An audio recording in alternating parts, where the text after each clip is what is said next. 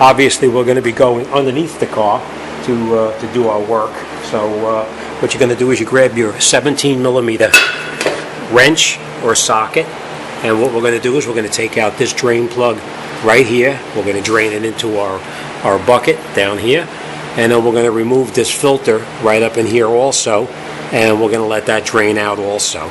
So let me take that filter out and take the drain plug out, and we'll continue with this. Now you can use a ratchet, or you can use a wrench, whatever works for you.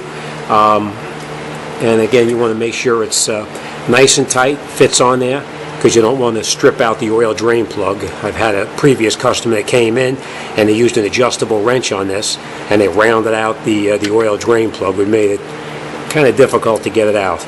So make sure you use the right size socket on there, and or wrench. Never use the open end part of a wrench, always use the box end.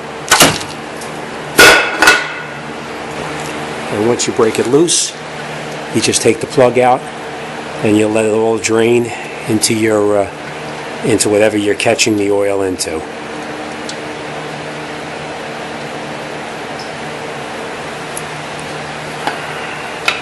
All right, next thing we're going to do is we're going to take this filter off here. Sometimes you can get them off easily, sometimes you can't. In this case, it's pretty tight, so we're going to grab the right wrench and we're going to take it off.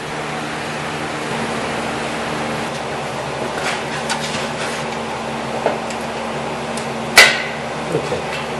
Lots of different ways you can get the filter off. You can use a band style tool that goes on here like this, and you can remove the filter like that.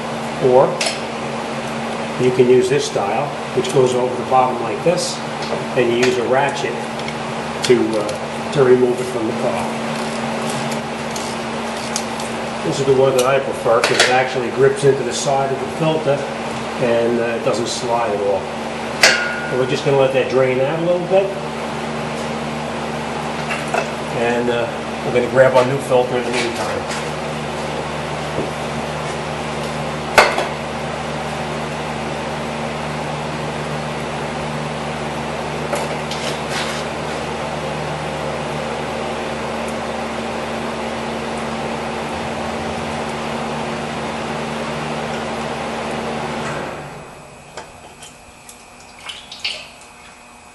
Okay, one thing I want to mention to you is always make sure that this gasket here comes off and it doesn't, it stays on the filter and it doesn't remain up on the oil filter housing up here, because I've seen them already where the filter remains on, the filter gasket remains on there, and you'll put it back together and you're going to have a problem.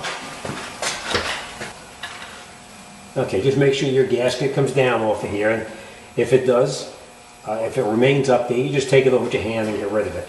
We're going to lubricate the oil filter O-ring slightly with some motor oil, and then we screw the filter on by hand, as tight as you can by hand. You don't need to tighten it with a wrench, just tighten it nice and tight by hand.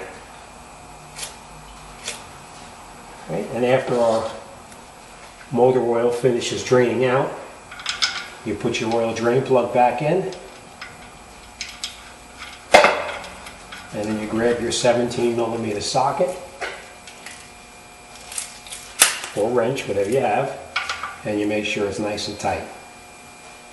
And you don't want to over tighten it because you're screwing this drain plug into an aluminum pan. You don't want to strip out the pan. All right, and then clean everything off so you don't have any residual oil there. And then we're going to lower the car down, and we're going to put the motor oil in the car. I'll show you how it goes.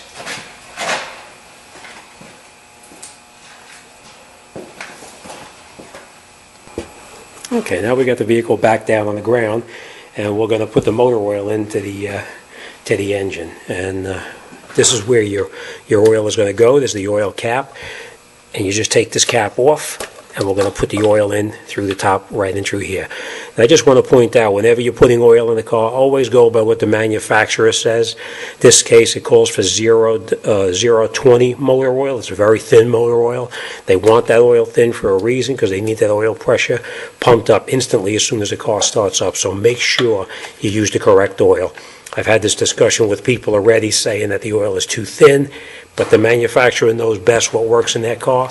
Use what they say. Don't go about what other people are telling you could use. You're going to wind up creating a problem. So take your cap off.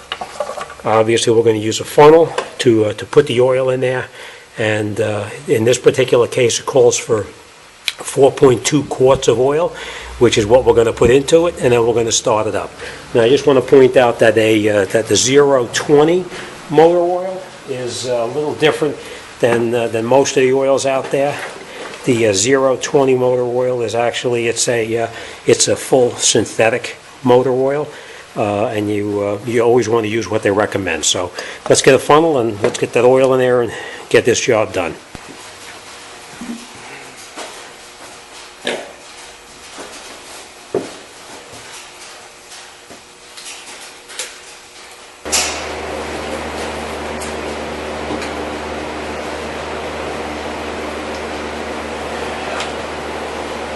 Okay, after you change your oil and you get the new oil back into it, before you start the car up, always put your cap back on the car.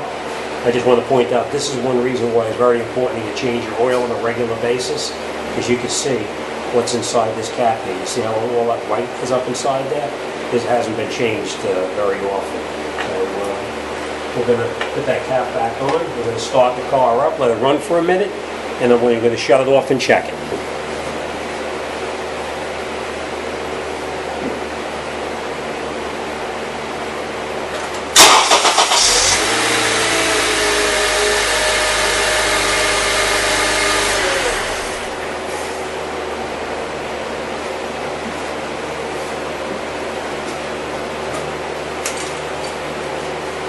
Even though it calls for 4.2 quarts of oil, you always want to check it just to confirm that it's full, so you don't have a problem. And there we are, exactly to the full mark right now. So that's it, we're all set. All right, make sure your oil dipstick is down all the way, your cap is nice and tight. And take a look underneath the car and make sure you have no leaks underneath there. And that's it, you're all set. Okay, this 2012 Accord that we just changed the oil on, no job is complete until you reset the maintenance reminder light. I'm sure you're down to probably about 5% right now.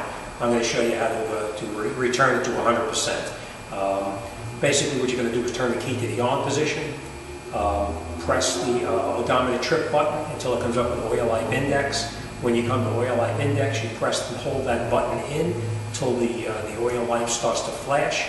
When it starts to flash, you release it and you press it a second time and hold it in until it resets to 100%. But let's get over to the car. I'm going to show you exactly how to do it, and you'll see how simple it actually is. And don't forget to subscribe to my channel. Okay. I'm going to show you how to reset the oil maintenance reminder light now.